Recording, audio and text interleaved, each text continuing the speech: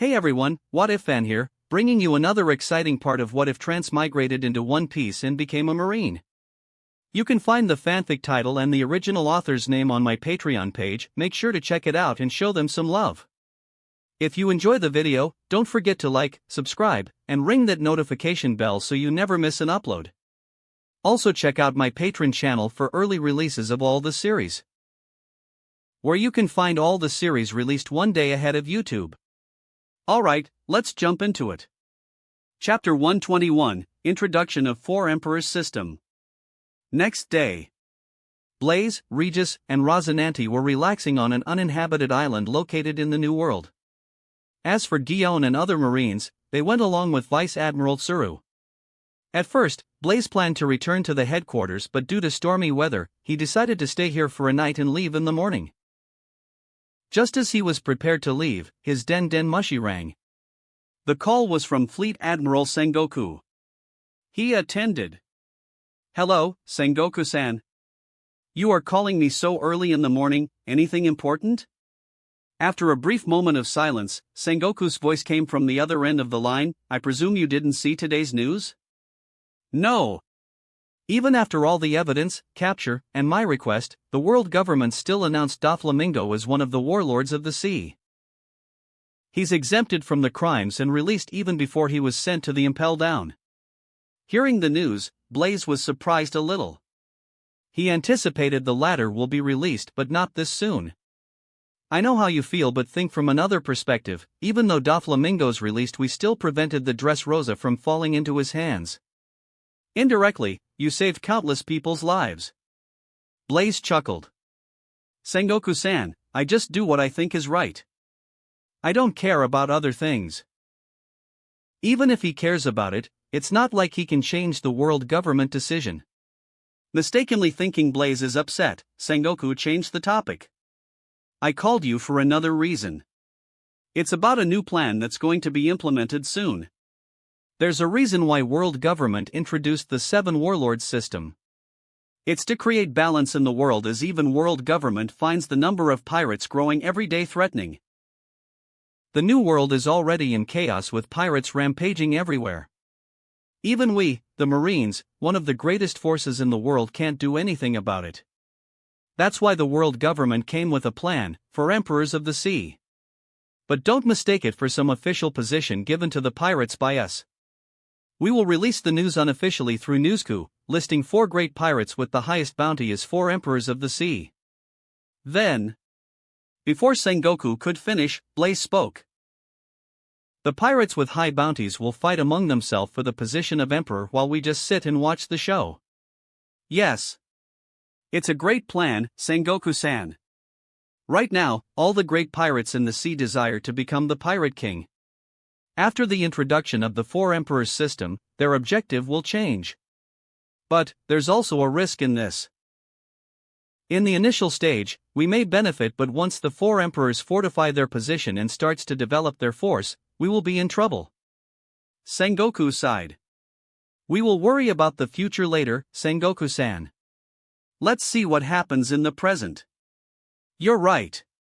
The new world will be in chaos soon. With our numbered soldiers, it will be hard to suppress the pirates of New World. Blaze, your strength is almost on par with the admirals. I can't give you the title of Marine Admiral, but I trust and have more faith in you than them. Also, I am assigning you and your unit to the New World, and you will be directly under my command from now on. Do you have any questions?" "No. I can't wait to sail to the New World." Blaze excitedly spoke. "Good. Come and meet me as soon as you reach the headquarters," Sengoku told and ended the call. Blaze then materialized a huge bird with his devil fruit abilities and flew towards the Marine headquarters along with Regis and Rosinante. As they traveled, he thought about the conversation he had with Sengoku. 4 Emperors? Right now, there are 3 forces with supreme powers in the New World: Whitebeard Pirates, Big Mom Pirates, and Beast Pirates. They are very strong. It's nearly impossible to defeat them. The battle between the other great pirates will determine the 4th Emperor. Blaze knew the one who will emerge as the victor is the Red Hair Pirates, but he also knew it won't happen anytime soon. With his current strength, even if face an emperor he can exchange some moves without getting defeated. But it's not enough to fight them as equal. His level of hockey is decent but falls short when it comes to mastery. For example, internal destruction, Haushiku infusion, future sight. After training in these techniques for some time, he knew the easy way to master them is by fighting. That's also why he was excited to sail the new world where all the strong people reside. Blaze then looked at Regis and Rosinante. Since they will be traveling with him to the new world, they too need to work hard to improve their strength. Both of them have learned the basic level of hockey, but it won't help much when facing the strong pirates in the new world. Rosinante is already a devil fruit user, he's still exploring his devil fruit after his guidance. His strength will improve once he links it with his observation hockey. As for Regis, Blaze plans on letting him eat a devil fruit. With the system's exchange function, he can exchange it for a good one. After much thought, he decided on the Kilo no Mi eaten by Luke. Since the other party is dead, the devil fruit is already in circulation. It won't be a problem to exchange it. Chapter 122. New World. Blaze reached the Marine headquarters around noon along with Regis and Rosinante.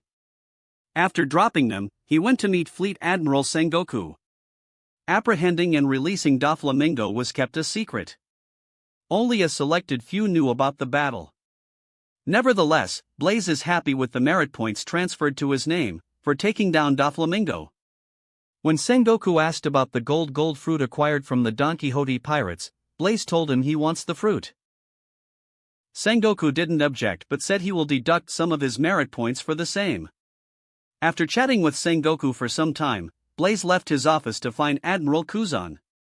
He wanted to meet the latter for two reasons: 1, to test and push his armament hockey mastery. Second, by defeating the latter he can complete an achievement and gain some attribute points. But he heard Kuzan's not in headquarters. Blaze and his unit will be leaving the headquarters in another 2 days to the new world. Kuina and his unit haven't arrived at the headquarters yet as they encountered a storm on their way. Right now, his concern is to perfect his armament hockey. Left with no choice, he went to meet Garp. Though the latter isn't good at teaching, he's very good at beating him up. After some time, Garp and Blaze met in the training field. Garp crackled his knuckles and grinned, "Blaze brat, you got guts disturbing my sleep and asking to have a spar with you. Are you ready?" Blaze had a helpless expression on his face and said, "Ready." After that, a lot of bangs and booms sounded in the training field while the Marine officers and soldiers circled the area and watched the show in amusement. Every one of them knew Blaze, the man who defeated the speed pirates and the youngest person to attain the rank of Rear Admiral. After 2 hours, Blaze left the training field in bruises. He regrets finding Garp for a spar. The old man didn't hold back at all, like always. Even with 60+ points in the Constitution attribute and 50+ points in the Hockey attribute, he was beaten black and blue with no resistance. Garp is truly a monster. If his analysis isn't wrong, both Garp's Constitution and Hockey attributes should be above 70 points. Maybe even close to 80. The difference is big. Of course, if Blaze had used his devil fruit powers he could have held his ground for a while, but that won't change the outcome. Still, fighting someone stronger is clearly different. He was able to experience things that can't be learned through training. And his hockey attribute rose by 0.2 point in a single fight. In this fight with Garp, he emptied his hockey reserve and gained some insight into how to improve the advanced concepts of armament hockey. After dragging his body to the temporary room assigned to him, Blaze recalled the battle and trained in his hockey. 4 days passed. Just after Blaze and his unit left the Marine headquarters, a piece of news spread the new world like wildfire. The concept of the 4 emperors took the world by storm. The news didn't reveal anything about the world government or Marines' involvement, they just reported that the people in the new world proclaimed the 4 great pirates of the sea as Yonko. Whitebeard pirates, Beast pirates, Big Mom pirates, and lastly, Crystal pirates. The current 4 emperors of the sea. According to the newspaper, it angered many great pirates who were active from Roger's time. Blaze knew about the Crystal Pirates. Though their crew isn't as strong as the other 3, they are an extremely infamous and powerful pirate crew. Their captain, Crystal, holds a bounty of 2,824,000,000. He's one of the strongest people in the New World, commanding vast pirates. Just after the news, the New World is thrown into chaos while all hell broke loose. Some stronger pirates began to compete for the position of Yonko, while the weaker ones formed alliances to take down the strong. It's only been a day, but the battles between the pirates already began to influence the lives of normal people. Even some world government-affiliated kingdoms face the attack, just because some pirates want to increase their bounties. Right now, Blaze and his unit are traveling to the Prudence Kingdom, ruled by King Elisabello II. According to the reports, a great pirate crew launched an attack on the kingdom. Though King Elisabello II protected the kingdom and its citizens from harm, the Marine received the intelligence that another pirate crew is heading there. A battle is inevitable between them. In an hour or two, Blaze's ship will reach its destination. Meanwhile, on the ship's deck, Blaze fought Regis so that the latter can familiarize himself with the devil fruit powers. Yesterday, he exchanged the Gool fruit for Kilo fruit and gave it to the latter. Gold fruit is without a doubt a powerful one, but to bring out its full potential one needs a large amount of gold, which isn't possible for Regis.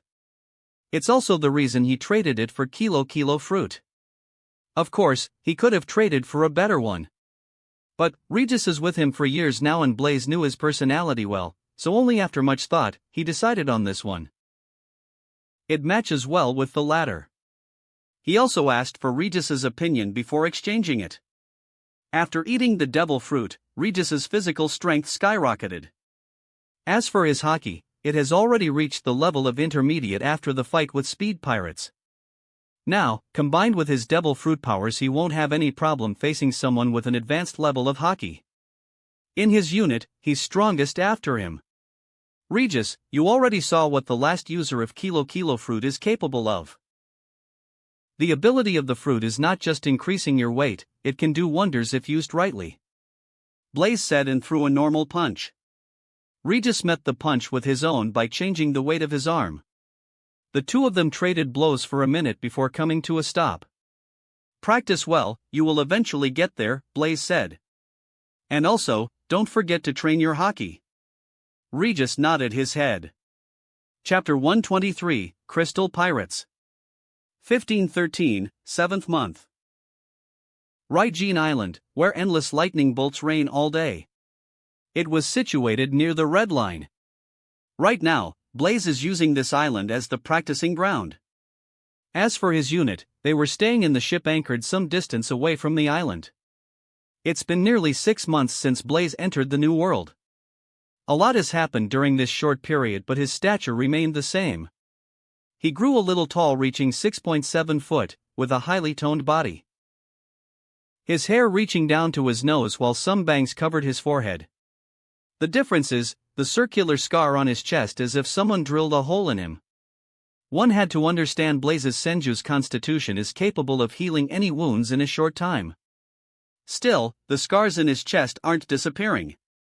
If it was someone in his place, they would have died. That's how damaging the wound given to him is. At that moment, a purple lightning bolt struck Blaze's body, making him grit his teeth in pain. The memories of what happened 6 days back surfaced in his mind. At that time, the Marines got the intelligence that the Crystal Pirates, one of the 4 emperors of the sea, fighting another great pirate crew on an unknown island. Blaze and his unit were nearby to the location. They were dispatched to monitor their movement and report. Sengoku decided to catch them off guard and eliminate both the pirate crews. After the battle, the pirates will be exhausted and most vulnerable. It's when the Marines will act and destroy them in one swift action. Still, Blaze and his unit can't take them alone, so Sengoku sent reinforcement. Of course, he strictly told Blaze to not engage before the reinforcement arrives, but not everything goes according to the plan. The other pirate crew couldn't hold on for a day before their captain was killed, and the rest of their crew was either captured or annihilated by the Crystal Pirates. After resting for 3 hours, the Crystal Pirates decided to leave the island as they knew the Marine will be on their tail soon. Blaze can't let them leave, so he decided to stall for some time with his unit before the reinforcement arrives. It's one of the worst decisions he has ever made. It put everyone in his unit at risk and he nearly lost his life. It's not because he's not strong enough, it's because of misjudgment and overconfidence. Blaze thought he can take most of the pirates by himself, but that's where he's wrong. He misjudged Captain of the Crystal Pirate's strength. That bastard was hiding his strength. Out of the 4 emperors, Crystal Pirates are the weakest with few to no territories under their name. After the introduction of the Yonko concept, they were the most affected. Unlike the other 3, they are constantly targeted by other great pirates. But it also made them stronger. Before their fight, Blaze is only slightly weaker than Crystal, but that can't be said about everyone in his unit. Against one of the 4 emperor, most of the soldiers in his unit can't hold their ground. Besides, they were outmatched in numbers. Before the fight, Blaze's attributes were like this. Name: Blaze Hunt. Occupation: Marine. Constitution: 64.3. Devil Fruit: 54.5. Hockey: 54.8. Free Attribute Point: 12.0. In the last 6 months, his strength improved fighting pirates regularly. His hockey rose by 2 points, his Devil Fruit rose by 1 point, while his Constitution rose by 1.2 points. And capturing and killing the number of pirates raised his free attribute points to 12 from 7. But during his fight against Crystal, he was forced to raise both his hockey and Devil Fruit attribute to over 60 points. After raising his attributes, he was able to fight Crystal as his equal. Crystal, also known as Captain Zag, is very strong with powerful hockey and monstrous physical strength. But his true strength comes from his Devil Fruit powers. The Crystal Fruit granted him unparalleled defense and strong offensive capability. What's more, he even awakened his Devil Fruit. With his Devil Fruit power, he can crystallize his body completely similar to Logia, but it comes under a special Paramecia-type category. His Devil Fruit is highly resistant to heat. Normal hockey attacks didn't work against him. He's one of the toughest opponents Blaze had faced. Aside from all this, there's one skill of Crystal that troubled Blaze more than anything: the ability to create some sort of crystal armor around their subordinates. In the end, his unit was overwhelmed by their extraordinary power. So, Blaze chose to face most of them by himself, even though Crystal himself is a mighty foe. Apart from Crystal, there were other powerful Devil Fruit users in his crew. Even Blaze, whose strength reached the initial stage of Yonko, was overwhelmed by the numbers. Finally, Blaze was injured heavily by Crystal and his subordinates who worked together. Thankfully, the reinforcement arrived on time, otherwise he would have really died that day. Even so, most of the soldiers in his unit were heavily injured, while some even lost their lives. In fact, they died because of him. Crystal used the soldiers in his unit to get to him. It worked, as Blaze won't let his subordinates die in front of him. After the battle, Blaze swore to kill that bastard Crystal, who's one of the evilest pirates he ever fought. But that battle was also a blessing in disguise, as it helped him to realize the true power of hockey. He understood the advanced hockey concept, internal destruction, while his observation hockey took another leap, close to attaining the future sight. The next time he meets the Crystal Pirates, it will be their end. Chapter 124, Hockey, Internal Destruction. Another purple lightning struck Blaze's body, bringing forth a tingling sensation. With his current strength, he didn't feel much pain, but the feeling of lightning flickering across his body felt weird. This kind of intense training is effective, as he felt his constitution improving. When looked at his status panel, he noticed his constitution attribute has risen to 64.7 from 64.3. This is the result of him training hard for 4 days after his encounter with the Crystal Pirates. Adding another 0.3 foot points from his free attribute points, Blaze pushed his constitution to 65. Name: Blaze Hunt. Occupation: Marine. Constitution: 65.0. Devil Fruit: 60.7. Hockey: 60.8. Free attribute point: 1.0. After resting for a few minutes, Blaze's injuries caused by the lightning bolts healed completely.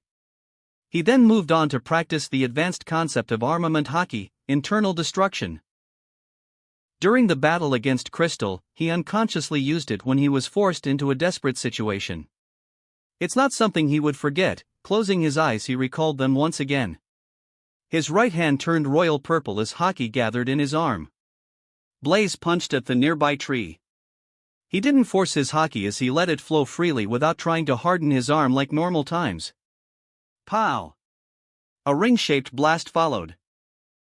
His fist halted a few centimeters away from the tree, but the force from the punch left a fist-shaped mark on the front side of the trunk while its backside is completely destroyed. Good. Blaze mentally thought and repeated the process so that he won't forget the feeling. There's a reason why he's training in such a hurry, as he planned to fight Admiral Akiji tomorrow. Besides, the system will grant him some free attribute points once he defeats an admiral. He needs to make everything count if he wants to take down the Crystal Pirates. Training till evening, Blaze returned to the ship. He saw Kuina on the deck of the ship, swinging her sword even with all the bandages wrapped from her neck to her stomach. She survived that day thanks to the new ability that he gained after pushing his Devil Fruit attribute over 60 points, and Kuina's life force is also tenacious. Seeing him, Kuina greeted. Blaze-san, you are back. Didn't I tell you to rest for another day? Your injuries haven't healed yet. Blaze reprimanded in a lighter tone while Kuina stayed silent.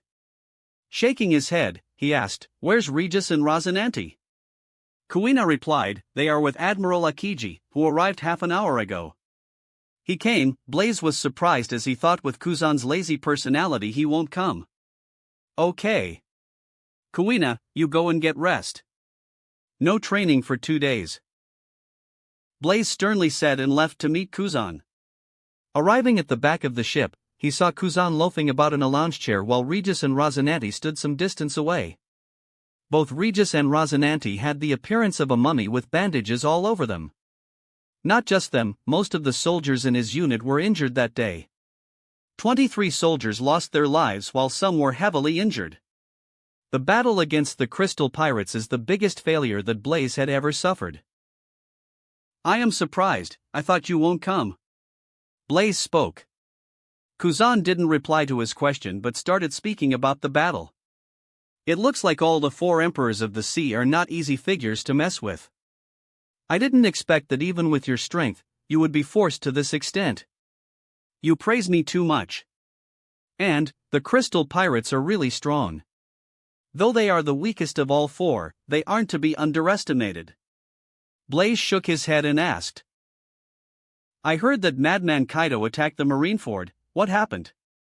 Kuzan was silent for a moment before replying, To be honest, as admirals we aren't a match for Yonko, their strength is overwhelming. Kaido wasn't this strong during Roger's time, but now, I don't think aside from Whitebeard and Big Mom, no one can take him down. His forces also grew rapidly, now it's almost on par with Whitebeard.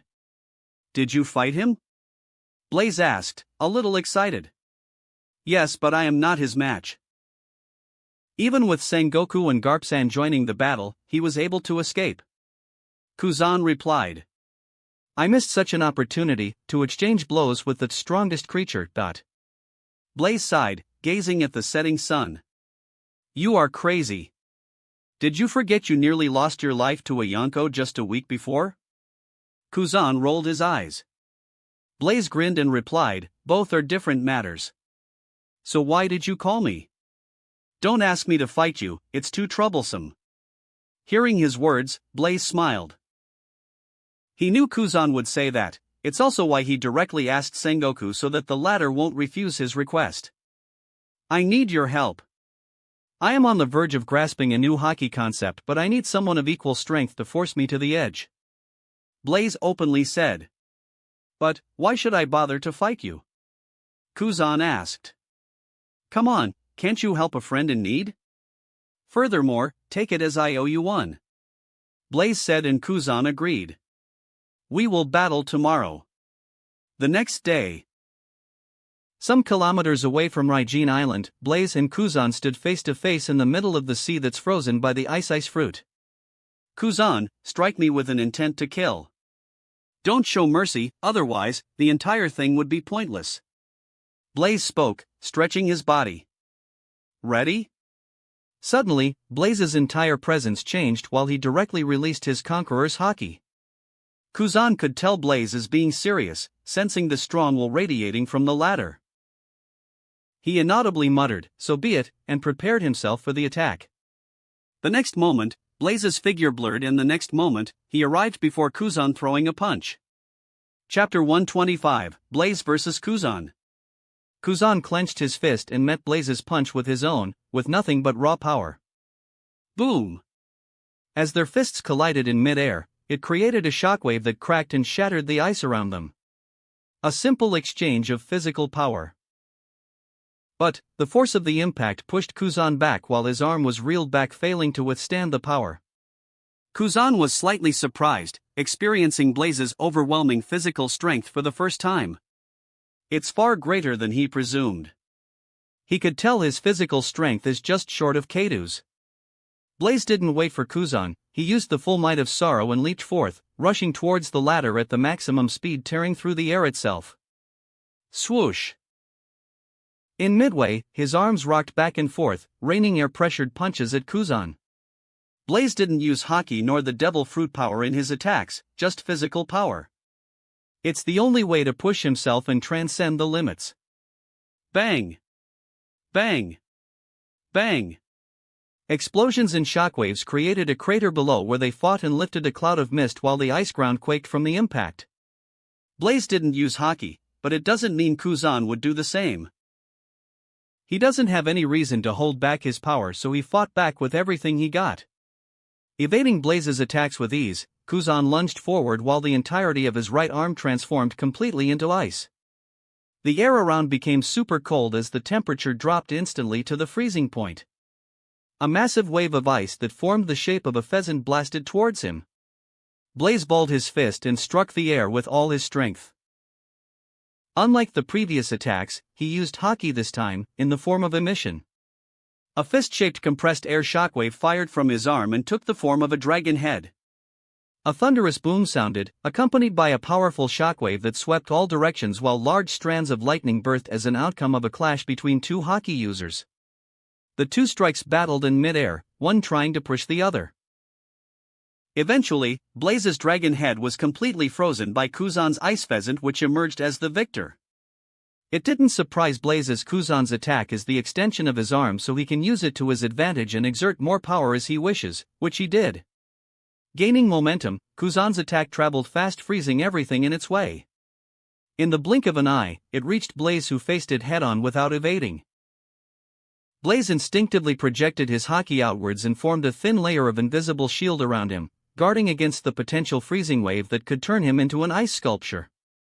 At the same time, his observation hockey predicted Kuzan movements, but he was surprised by the find.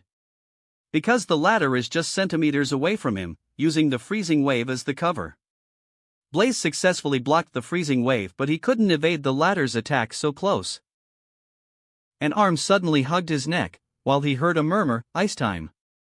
The next moment, a chilling sensation crept over him, and in no time, he was entirely frozen by Kuzan's ice fruit ability. Even his thoughts began to freeze. No! Blaze screamed while an overwhelming wave of Conqueror's hockey erupted from him and destroyed the freezing process. With a thrust to the ground, Blaze leaped back and built some distance from Kuzan while breathing hard. He was nearly frozen to the bones and would have turned into an ice sculpture if he was a second later. Fuck! Blaze mentally expressed. I being too careless. The power of ice fruit is a lot deadlier than he imagined, and Kuzan's rich combat experience is terrific. This bastard, he's hiding his strength and portrays weak front. Just because he's too lazy to show them around. No wonder he can fight Sakazuki to the standstill. I am going to have a hard time fighting against him, without using my devil fruit ability. But, isn't this what I want? Now it's getting exciting. Blaze mused. It's time to get serious. Blaze grinned while an overpowering hockey burst out of him. Feeling the pressure, Kuzan's face turned solemn. Blaze raced forward, while a golden sheen of Busashoku armament hockey covered his legs with a thought. Just as he was a meter away from Kuzan, he launched a kick horizontally. As Blaze put everything in the attack, the air itself began to shake, followed by a whizzing sound. As the kick was too concentrated, it created just a thin, thread-like line that extended outward. Era RA. Kuzan's expression turned grim and he instinctively used his devil ability as he had no time to react. An ice pillar shot from below his feet, propelling him upwards. Even so, Kuzan sensed a razor-sharp line zipping past him. Sweat formed on his face. If he was a fraction of a second late to react, he would have been injured heavily. "Blaze, are you trying to kill me? This isn't what we agreed on." Kuzan vented his frustration, but what he got in reply was a punch to his face. "Kuzan, you are the one who's not taking this seriously. I already told you to strike with the intent to kill." Saying this, Blaze once again charged forward. Their battle went on for hours. Morning turned afternoon, then afternoon turned evening. But there's no sign of their battle coming to end. In fact, their clashes turned more aggressive as time passed. In the distance, Kuina, Regis, Rosinante, and other marine soldiers stood on the deck of the ship that docked a little away from the ice surface created by Kuzan. They gazed at the roaring clouds at the center of the ice field, formed as the result of the clash between two strong hockey users. Shockwaves, tremors, or some occasional powerful breeze that swept past them nearly toppled the ship a few times. This kind of battle is above their league. "The sun will set soon, but Blaze-san and Admiral Akiji are still fighting," Kuina exclaimed. "I don't think their battle will end anytime soon," Regis commented, as he knew very well how strong both of them are. "We are still too weak. If not for trying to protect us, Blaze-san wouldn't have been overwhelmed by those crystal pirates." Remembering what happened the week ago, Regis clenched his fist. He won't ever forget what happened that day. The sorry sight of Blaze's body drenched in blood and a gaping hole in his chest. He knew it's them who let him down. "The next time we meet the crystal pirates, even if it means death, I won't go down without taking 10 of them with me." "Yes," the marine soldiers present on the deck bellowed in unison with burning eyes. "Come on, Kuzan. Don't tell me this is best you can do?" "You are starting to bore me," Blaze teased, gasping for a breath. Kuzan's eyebrow twitched while he too panted slightly. "Why am I even bothering myself with him? I should have rejected Sengoku-san's request and peacefully slept in the office. He's taking this way too seriously." Chapter 126, Sengoku's Thoughts. 2 days passed. The fierce battle between Admiral Akiji and Blaze ended after Kuzan was completely exhausted and injured heavily by the latter. Their surrounding was destroyed beyond recognition, while the ice ground they battled upon had multiple fractures and craters on them. Kuzan, who had multiple injuries on his body, lay in the ice field gazing at the clear blue skies with blood still trickling from the corner of his lips. The last attack of Blaze is very intense and vicious as it destroyed the innards around his stomach. As a result, he couldn't even stand to his feet. It would take at least half a month for his injuries to heal. On the other hand, Blaze was in no better shape than Kuzan. But it's because he didn't utilize the Senju Constitution to his advantage and heal the injuries. Now, as the battle has already ended, he directly let the Senju blood heal all his bruises and wounds.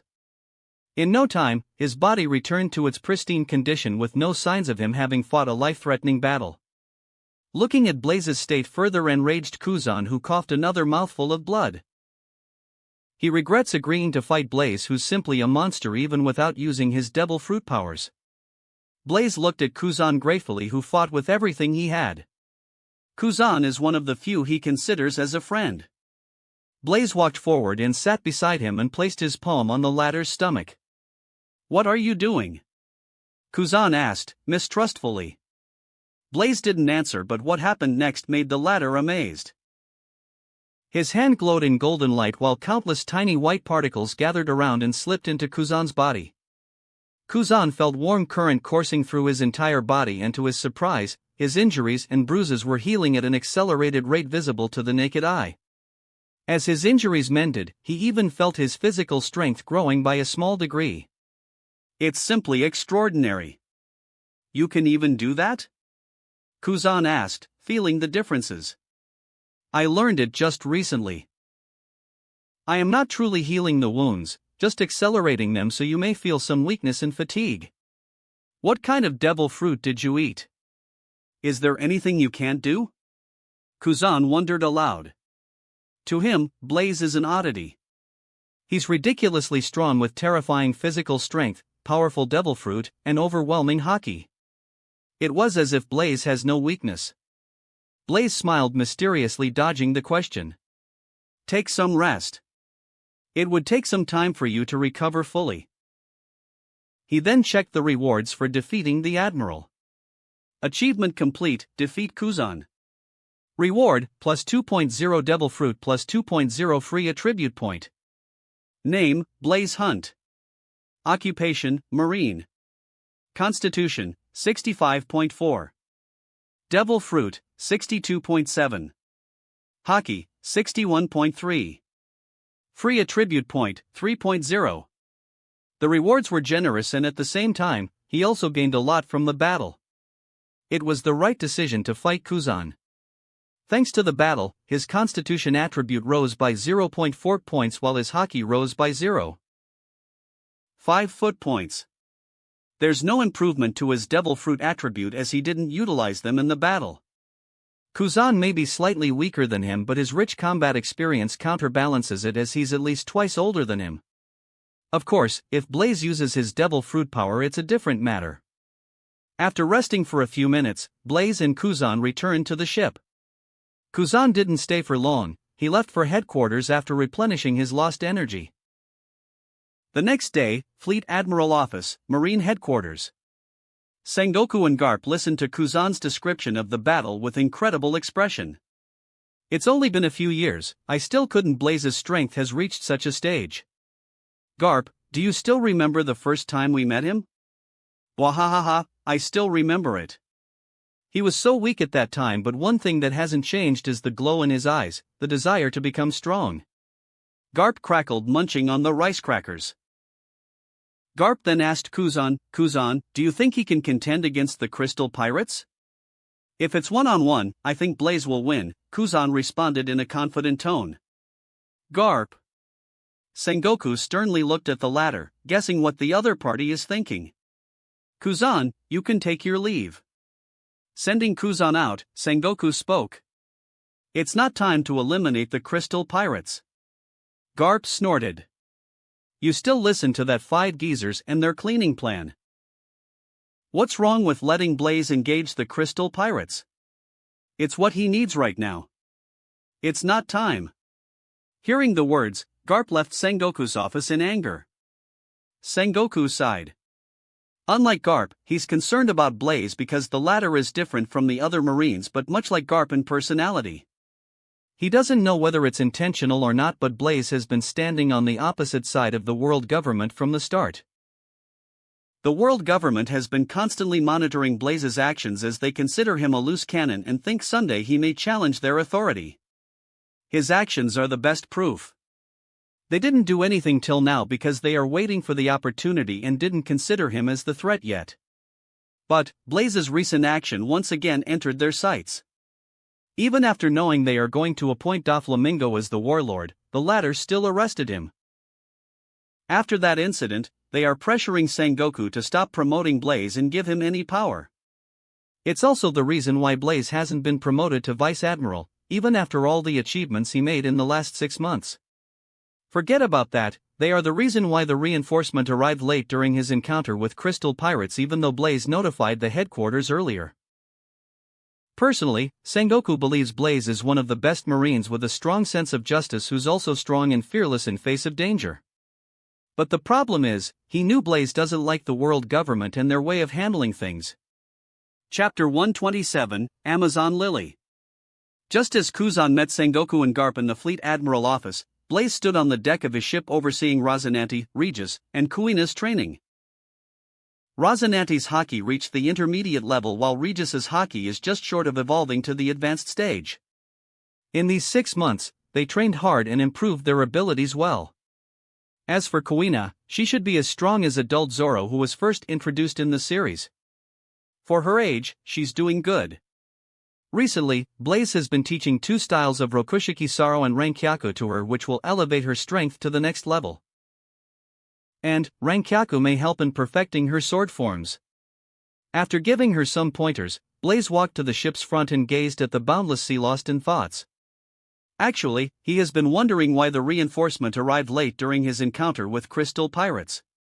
He didn't raise his thoughts on the incident because doing so would put Sengoku in a tough spot. He also knew the latter isn't type of the person who tries to harm him in this way. He has suspicions whether the world government has hand in it. My strength has reached the stage where I can now start the plan of breaking the Marines from world government control. Blaze knew it won't be easy. Having sufficient strength is just one of the requirements. He lacks status, influence, and adequate authority in the Marines. To achieve that, he needs to at least become an admiral. But, he could tell the world government is deliberately delaying his promotion. Even after all the achievements and merit points, he still hasn't been promoted to vice admiral. Just as he was pondering things, his den mushi rang. When he took out the snail, he saw it's Sengoku who's trying to contact him. He attended it. Hello. Sengoku-san. Blaze, I heard about the battle from Kuzan. It looks like you comprehended the hockey concept, internal destruction. You have done well. Sengoku praised. Yes, but I have just grasped the basics, it needs further practice. Blaze. Good.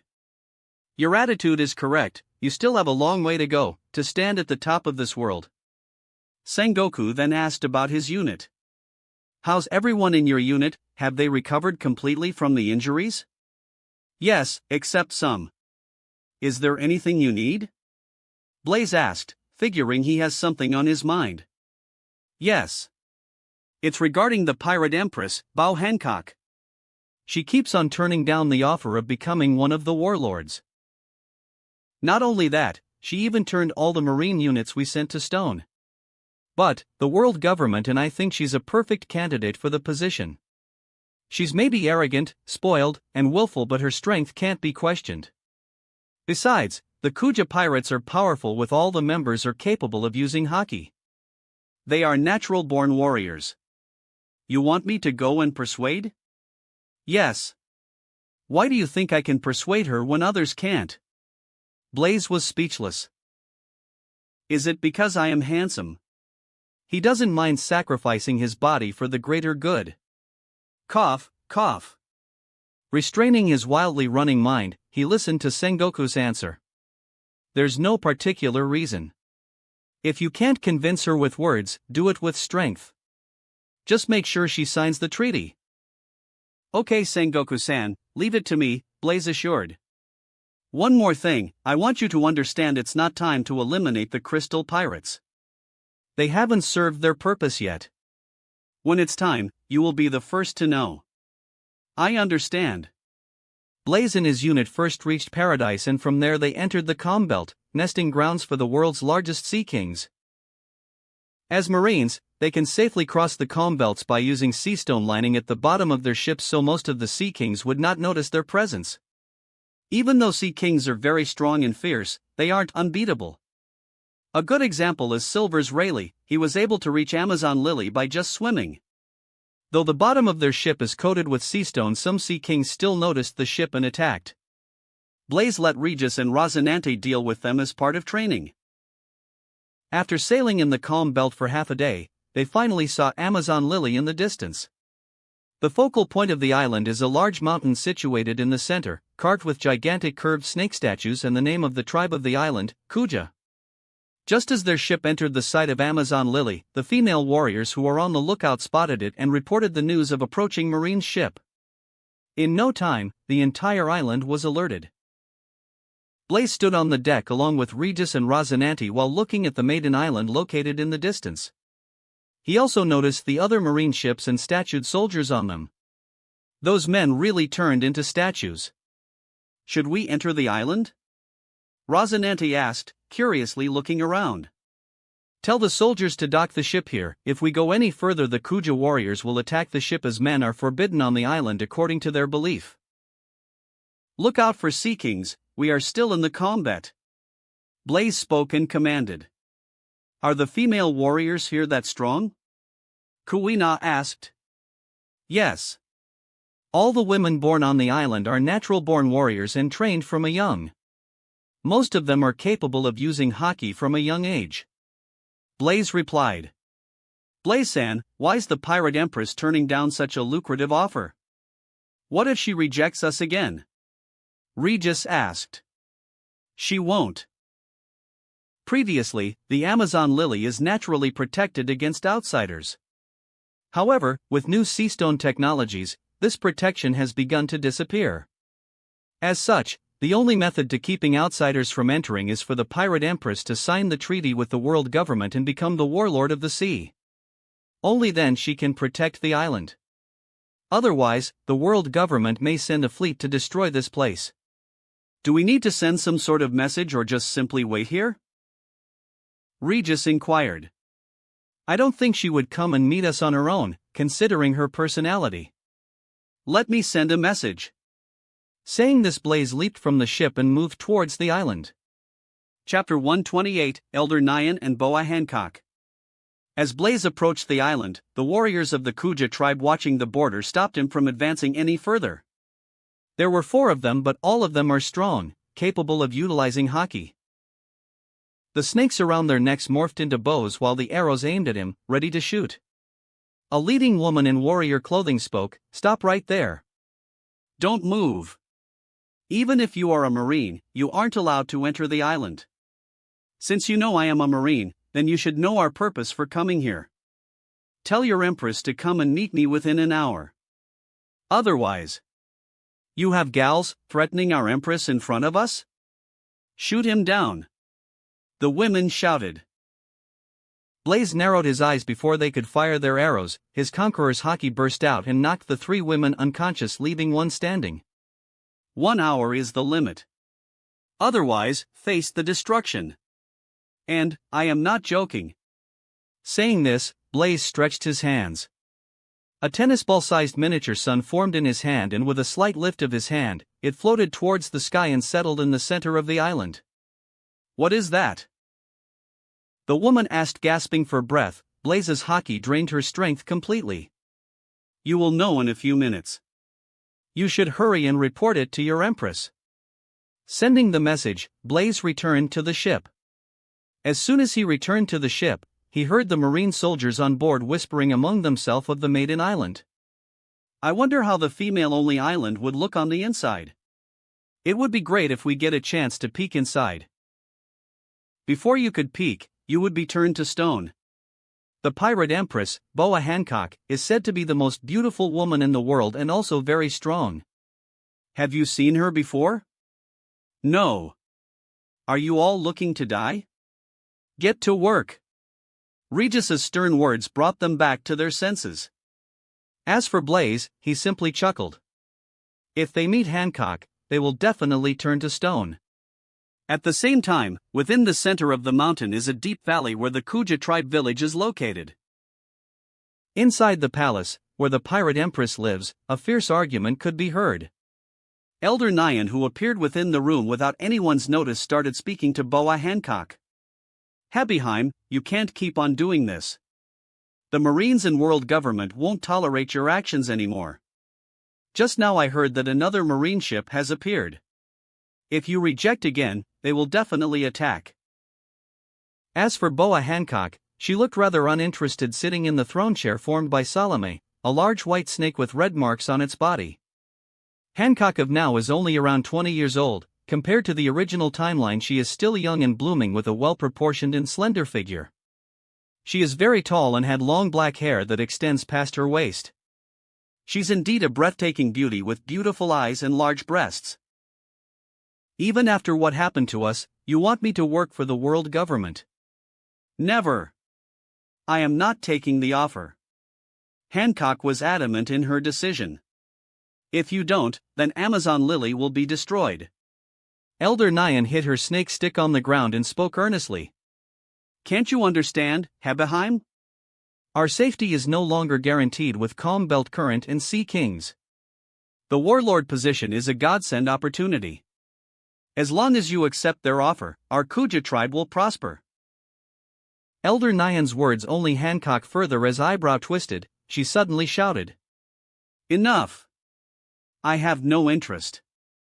Throw her out. Listening to her command, two female guards came and dragged Elder Nyan to the door. Hebeheim, this isn't about you, so don't act arrogant and willful. It concerns everyone on the island. Hearing her words, Hancock finally gestured the two guards to stand down and let Elder Nyan free. Pointing her finger at Nyan, Hancock proudly raised her head and spoke. Even if the entire island is destroyed, I will be forgiven because I am beautiful. All the women around her were captivated by her charm, and heart-shaped symbols appeared in their eyes. Hebeheim Sama. They all screamed in unison. At that moment, an anxious female guard who met Blaze came and reported the situation to Hancock. She didn't forget to convey the words Blaze uttered. Furthermore, that marine cast some kind of flame at the sky. It's still hovering above the island, but it's becoming bigger by every passing minute. What? Everyone present in the room was alarmed. As for Hancock, she was enraged and looked intimidating with her eyes bulging madly and her teeth bared. How dare a man threaten this empress? Let's go! Along with her, Boa Sandersonia, Boa Marigold, Elder Nyan, and other Kuja pirates came out of the place. The first thing they noticed is the miniature sun hovering directly above the island. Unlike before, it has grown bigger, attaining the size of a football within few minutes. When that marine first cast it, it wasn't this big, but in a few minutes, it reached the current size. The female guard informed. That thing looks like a mini version of the sun. If it keeps on growing, I'm afraid the heat alone would destroy the Amazon lily after an hour. Hebeheim, the Marines have sent someone stronger this time. He isn't someone you can defeat. Use this opportunity and sign the treaty. Elder Nyan seriously advised, remembering the recent news that she read about a particular Marine whose strength rivals even the Admiral's. Hancock frowned, breathed in deeply, kissing out a pink-colored heart with her devil fruit ability. Slave arrow. She then pulled the heart back and fired hundreds of arrows at the miniature sun hovering above. Unfortunately for her, before the slave arrows could strike the sunball, they were vaporized by the extreme heat being emitted by the miniature sun. Hebeheim, the only way to stop that thing from burning our island is for you to go and meet the Marines. Elder Nyan persuaded, but Hancock's anger didn't diminish a little. Chapter 129, Choice. The marine ship has anchored a little away from the borders of Amazon Lily. Within a few minutes after Blaze sent the message, tension arose between the Marines and women of the Kuja tribe. Hundreds-some women in warrior clothing gathered at the island port, pointing the arrows at them that were coated with hockey. Fortunately, they didn't attack but waited for their empress's order. Even so, the Marine soldiers on the ship were extremely nervous, so they pointed the cannons and pistols at the warriors for their share. As for Blaze, he didn't care about them. He just relaxed in his favorite recliner arranged in the front deck of the ship, waiting for Boa Hancock to appear. It didn't take long, not even 15 minutes passed before his observation hockey picked several figures approaching from the center of the island. Finally, Blaze rose to his feet and stretched his hands. Hebeheim Sama. The Kuja warriors made way for Hancock, noticing her presence. She came forward, walking step by step, showing her endless charm and elegance. She wore a yellow dress that's adorned with the emblem of the Kuja, and a pair of golden earrings that resemble snakes made her even more beautiful. Even Blaze, who has seen countless beauties of the earth, has to admit her beauty is indeed out of this world. Especially, her hourglass figure. No wonder everyone's charmed by her. When he looked at his companions, he revealed a helpless expression. All the Marine soldiers had an infatuated expression, their eyes filled with tenderness and love. Regis and Rosinante are no exceptions. Forget about them, even Kowina is affected by her, as he heard her murmur. How can a woman be so beautiful? Every one of them has turned into gleeful suitors of Boa Hancock. Knowing they are hopeless, Blaze stepped forward to meet her himself. At first glance, Hancock seems to be arrogant, selfish, and spoiled, but Blaze knew deep down, she is a rather sensitive and vulnerable woman who is afraid and concerned about how other people might react to the truth of the shameful past that she and her sisters experienced. Another human being affected by the cruel and despicable deeds of world nobles.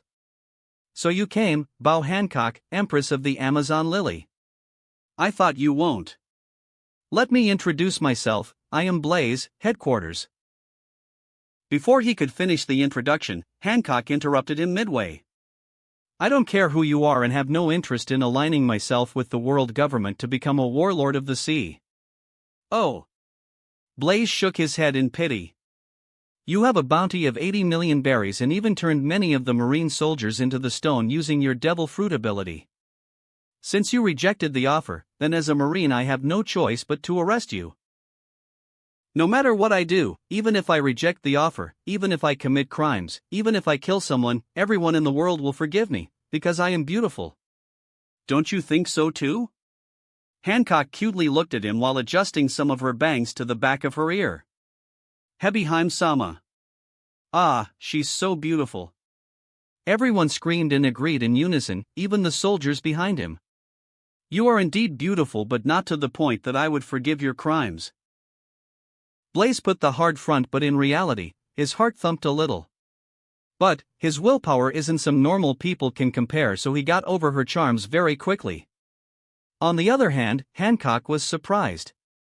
How can a man resist my charm? Was I not attractive to him? At that moment, Elder Nyan, who was beside her, once again persuaded Hancock. Hebeheim, accept the offer. This man isn't someone you can face right now. Shut up, Hancock directly kicked Elder Nyan away and faced Blaze. Even if you hide them from my eyes, I will show your lustful heart to the world. Thinking through, she shaped her hand in the form of a heart and shouted, Marrow, marrow, marrow. From her hand, heart-shaped beam shot forward.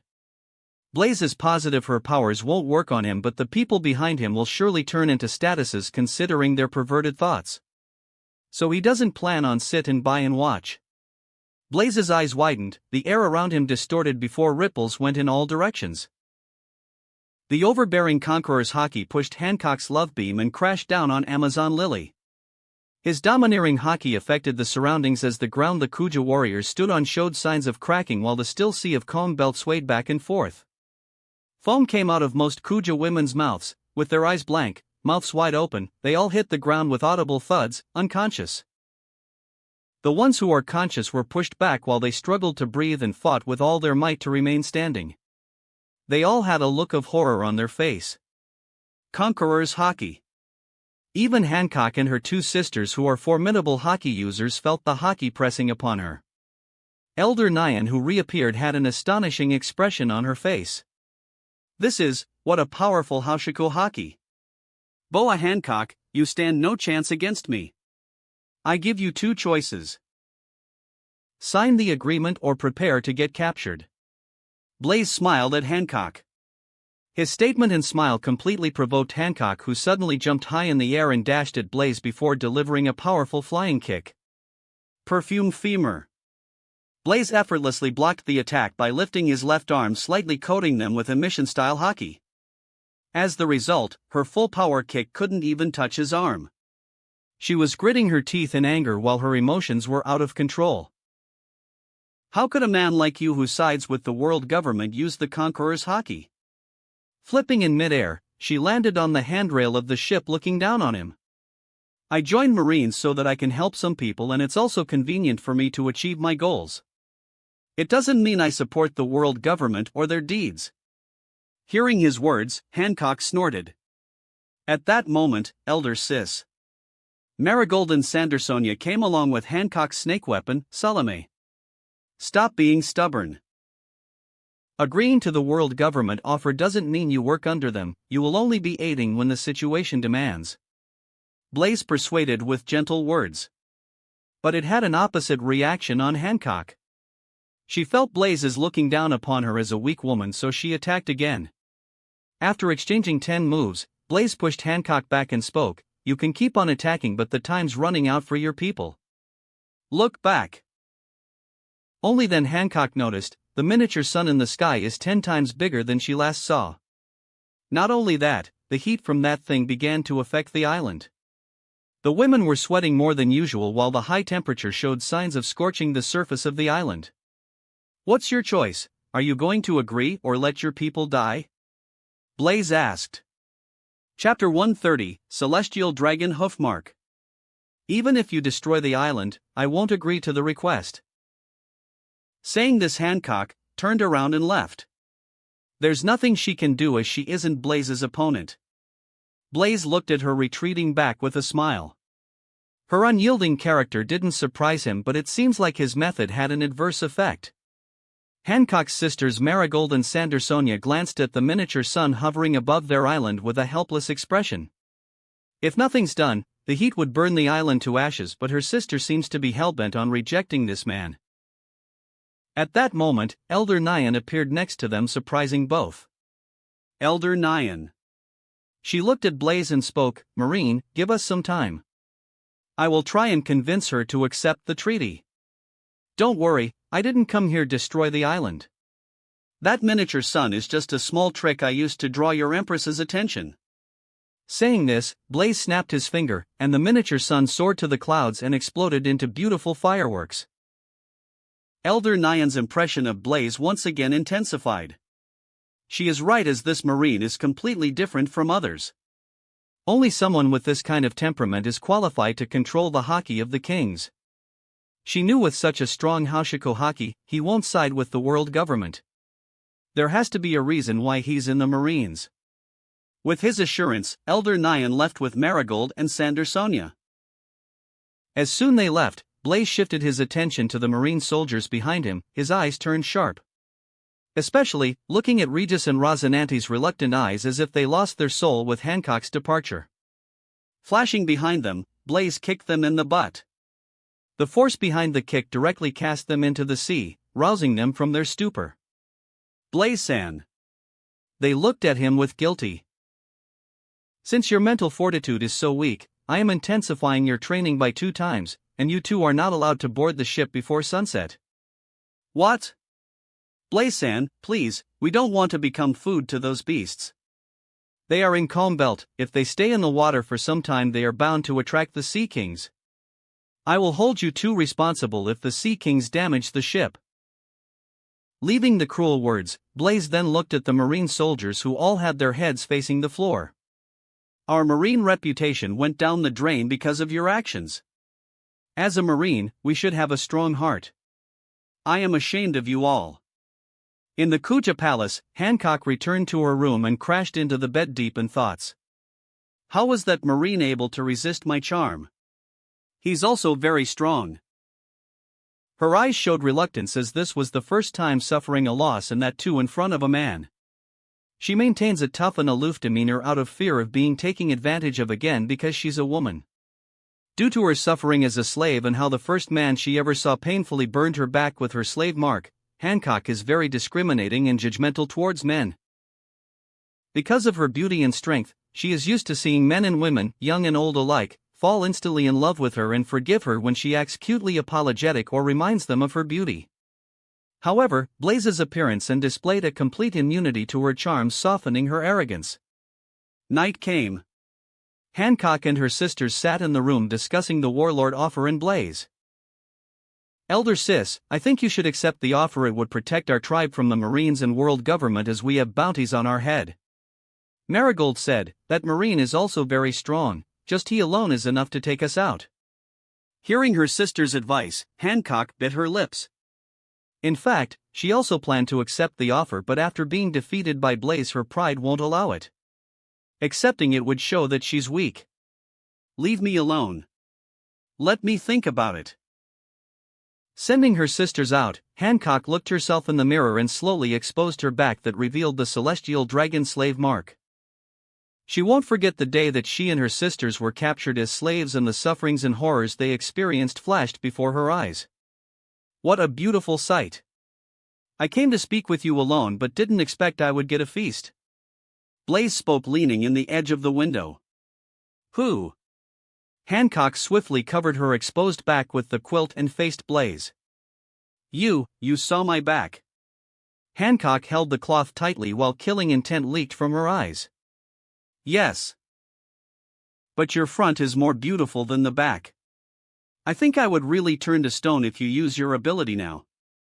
Hancock's lies and attitude towards life were because of her horrible past. She did not want to ever show weakness again to anyone. Now, Blaze has found her secret. But Blaze's answer caught her completely off guard as she thought he would be repulsed because of the mark. Do you know what this mark means? Hancock asked, biting on her lips as a trace of blood appeared. Blaze nodded his head and said without expressing any judgment on his face, Celestial Dragon's hoof mark. As he answered, Hancock's body trembled as he fell to her knees, breaking out in tears. Looking at her state, Blaze spoke again. It's just a slave mark, you shouldn't bother yourself with the past. A mark won't change the way I look at someone. I was once a slave too, you know. What? Really? Hancock asked back. Blaze knew Hancock's state of mind right now was very unstable and vulnerable, so he carefully chose his words. Yes, he then recounted his past and the journey he traveled after that. I despise the world government as I have seen their actions. Then why did you join the Marines? They are the world government's lapdog. You are partially right, but not all the Marines follow the world government's absolute justice. Some of the Marines truly want to change the world into a better place. I stay in the Marines because in the future I plan on separating the Marines from world government control. His words made Hancock speechless, but when she was Blaze's clear eyes, she knew the man in front of her with such sky-high ambition is speaking the truth. No wonder you command the Conqueror's hockey. That wraps up this part of What If Transmigrated into one piece and became a Marine. Thanks so much for listening. As always, new parts drop every 4 days, so be sure to stay tuned. Also check out my Patreon channel for early releases of all the series, where you can find all the series released one day ahead of YouTube. If you enjoyed the video, don't forget to like, subscribe, share it with your friends, and please consider supporting the original author as well. See you in the next one.